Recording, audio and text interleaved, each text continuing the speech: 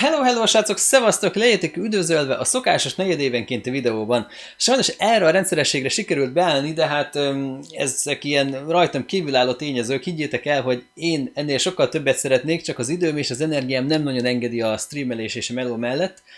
De azért azt ismerjétek el, hogy Zolival sikerül fenntartanunk a fejlődés látszatát, még hogyha annyira nem is egyértelmű, de azért valamit okozunk. Na de mindegy is, a mai videóban arról szeretnék beszélni, hogy milyen utat járt be a Linux Gaming a 90-es évektől egészen a napjainkig.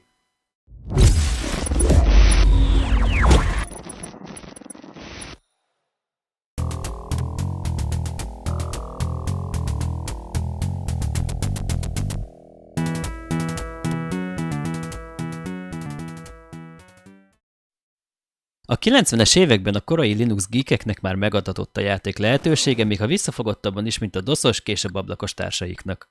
A teljesség igénye nélkül két korai open source játék, az XCOM-Q és az Xpilot, amik így első ránézésre nekem megtetszettek, habár én értelemszerűen ezekkel még nem játszottam. Az első jelentős kereskedelmi játékot hivatalos Linux támogatással az ID Softwarenek köszönhetjük, ami nem más, mint a 93-as Doom.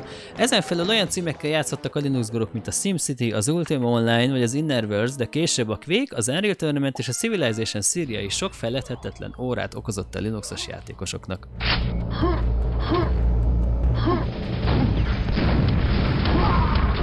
A 90-es években már elkezdődött a Wine fejlesztése, de a játszani vágyoknak valószínű ez még sok lehetőséget nem adott. Ez a pár cím egyáltalán nem hangzik kecsegtetően, de akkoriban igazán nem is volt cél, hogy a Linuxokból általános felhasználású asztali OS legyen.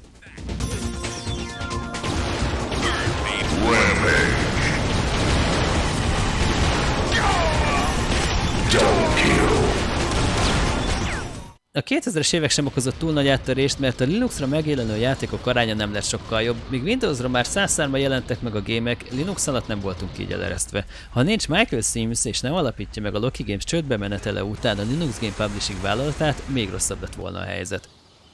Ez a két cég Windowsos játékok Linuxra portolását vállalta, és olyan címek elérhetővé tételét tudhatják magukénak, mint a Descent 3, a Heavy Gear 2, a Heroes 3, a Postal 1 és 2, Shadowgrounds és még vagy 30 különféle játékszoftver.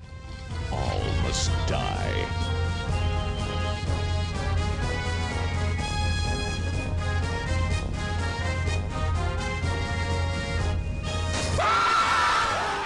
Továbbá ettől függetlenül jelentek meg hivatalos Linux portok az RTCV, a Doom 3, a Quake és az UT sorozat részeinek képében. Ekkorra már kezdett érni a Wine is. Na jó, az túlzás, csíráját bontogatta, és a World of Warcraft már kompromisszumokkal ugyan, de játszható volt Linux alatt. Emellett olyan játékok is megyegettek már Wine segítségével, mint az EVE Online, a Battlefield 1942 vagy a Starcraft, és nyilván ez a lista is tudna hosszabb lenni. Mindemellett ilyen tájt jelentek meg a Tux játékok családjába tartozó SuperTux, Tux Racer és SuperTux Kart, amik lelkes open source projektek, ám túl casual egy átlag gamernek.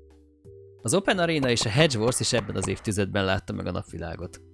Általánosságban elmondható, hogy ezen projektek közül a mai napig sok fejlesztés alatt áll, ám eredetileg nagyrészt üzleti felhasználású játékszoftverek ingyenes klónjai, vagy csak túl sok ikletet merítettek ezekből. A legkorábbi próbálkozás Linuxos játékok digitális terjesztésére a Tux Games weboldal volt, ahol több mint 100 Linuxra portolt kereskedelmi játékot lehetett jogtisztán beszerezni, többek között az imént felsoroltakat is, de ez a szolgáltatás hamar elbukott sajnos. Amikor elkezdtem Linuxozni 2011-ben, igencsak fejtörést okozott a minőségi gaming szórakozás az újonnan megszeretett operációs rendszerem alatt. Nem is volt más lehetősége, mint megtartani a Windows-t, ha játékról volt szó. A Microsoft a DirectX 10, illetve 11-jel hirtelen nagy előnyre tett szert, amivel az OpenGL nem tudott lépést tartani, emiatt a portolási munkák nehézzé váltak, és a Linuxot mellőző üzleti döntések születtek a kiadók részéről. A végé a driverek sem álltak még akkoriban a helyzet magaslatán, ami tovább hátráltatta a fejlődést. Viszont a 2010-es évek elején olyan a szcénát meghatározó nyílt projektek kezdték el bontogatni szárnyaikat, mint a 0D, a Red Eclipse vagy a Sonotic, ezek a mai napig elővehető, szórakoztató játékok. A Wine, mint kompatibilitási réteg is kezdte magát elfogadható állapotba hozni, és kiadásról kiadásra elkezdtek működni olyan játékok, mint a Flatout 2, a Left 4 Dead, a COD 4 vagy a League of Legends, és ezeket már személyesen is tudtam tesztelni. A Portal szériát például Wine 1.6-tal játszottam végig a Core 2 Duo-s gépemen egy 9800 GT-vel. Az ekkor népszerűbbnek mondható játékdisztribúciós platform, a Desura, sok-sok indie címmel volt jelen, köztük az Amnézia sorozat Linux portjával is, de sajnos nem sikerült fenntartania magát, és pár év alatt becsukta kapuit. Aztán egyszer csak megáldott minket az úr Gabe Newell személyében. Habár hivatalos bejelentés csak később jött, kiszivárgott a Steam Launcher Linuxos változata, ráadásul egy Debian telepítőfájlként. Természetesen azonnal rákaptam, és hihetetlen hype lettem tőle. Ezzel nagyjából egy időben a Left 4 Dead 2-ről érkeztek képek a Valve irodájából, ami tovább csigázta az érdeklődését a magamfajta újítani vágyó gamereknek.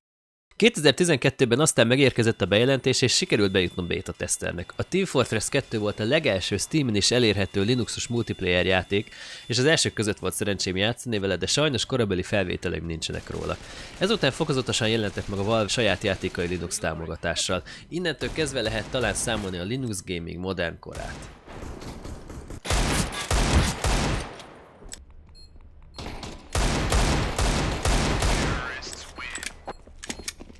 A Valve rengeteg, eddig minden nagyvállalatnál több energiát és pénzt fektetett bele a Linux Gaming jövőjébe, még saját Linux alapú játékkonzolt is akartak készíteni, de az a projekt befutcsolt. Ettől függetlenül tömegével jelentek meg a natív, tehát közvetítői réteg nélkül futtatható játékok Steamen, és komoly címek is elérhetővé váltak a Valve összes játéka mellett. A Feral Interactive magáénak tudva a feladatot, erőn felül igyekeznek hivatalos játékportokat készíteni, együttműködve a többi vállalattal, és nekik köszönhetjük Linuxra többek között a Dirt és a Forma 1, valamint a Total War és a Tomb Raider széria tagjait, illetve az Alien Isolation és a Mad Max játékokat is. Míg korábban a Play on Linux volt a meghatározó Wine frontend, nekik nem sikerült elég gyorsan fejlődniük és kielégíteni a felhasználó igényeket, a Lutris átvette a helyét, és mára a Steam mellett a játékok komoly gravitációs központjává lett. Nem véletlenül, hisz jól karbantartott telepítőket készítenek a Windowsos játékokhoz, minek segítségével pár kattintással telepíthető a LoL, az Overwatch, a Battlefield 5 vagy akár a Warframe is. A Linux gamerek nagy segítségére siet a Vulkan. 3-4 éve már lehetett olvasni egy új grafikai API-ról, ami van olyan könnyen használható, mint a DirectX, de mégis gyorsabb, mint az OpenGL, de ami a legfontosabb, elérhető Linuxra. Ezt felhasználva a Wine grafikai fordítására gyorsan be is vetették, létrehozták a DXVK és D9VK libeket, ami hihetetlenül jól teljesített az OpenGL-es változathoz képest, és a teljesítményböntit 50-70%-ról 10-20%-ra csökkentette a Windowshoz képest, és ennek köszönhetően például a Witcher 3 is kiválóan futtatható lett Linux alatt. You gotta leave the city. And what if I don't? I'll have to kill you. A Valve, aki eddig is igyekezett, felkarolta a DXVK projektet a Wine-nal együtt, mivel látta, hogy remek eredményeket ér el, és beépítette a Steam kliensbe a saját forkját, a Protont. 2018. augusztusától gyakorlatilag 1000 szám váltak játékok könnyen elérhetővé Linuxra ennek köszönhetően. A protondb.com, ami kifejezetten Protonnal futtatható játékok kompatibilitását ellenőrzi és tartja nyilván, már a több mint 6000 jól futtatható Steam-es játékot jegyez Linuxra.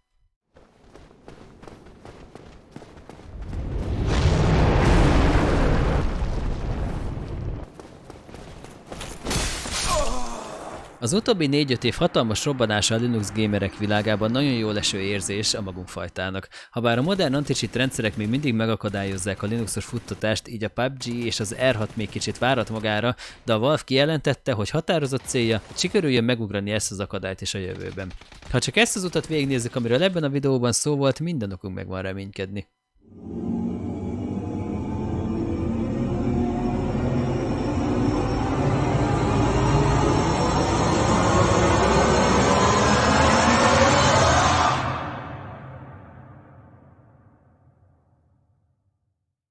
Köszönöm, hogyha végignéztétek a videót, remélem tetszett, hogyha igen, akkor iratkozzatok fel, de egyetlen egy nagyon fontos dologgal még ki kellene egészítenem, hogyha Linuxon szeretnétek játszani, akkor a gépeteknek szoftveresen és hardveresen is készen kell erre állnia. Erre vonatkozó információkat az én csatornámon esetleg a jövőben, de Linux Mind Zoli csatornáján biztosan találtok. Hogyha egyéb más kérdésetek van, akkor találkozunk az esti streamekben, vagy gyertek a Penguin Pit Discordra.